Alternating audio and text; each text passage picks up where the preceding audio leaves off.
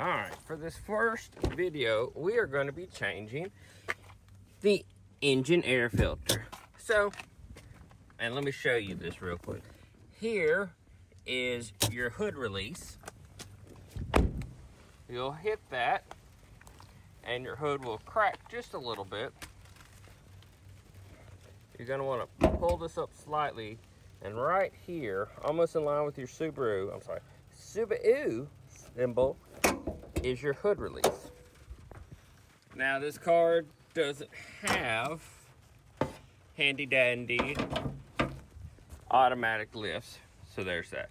Now this is your air box. It's going to be replaced with this O'Reilly's Microguard MSA 61072. This is the Select with the more filtering. So Subaru does not, Subaru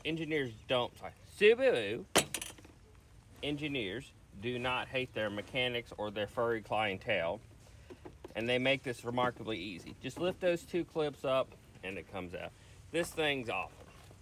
I always like to do is, before I throw away the old one, make sure it fits, looks right, all that fun stuff. Now, the black part is going to go forward towards the engine intake, and this filter part is going to go towards here. So you just slide it in.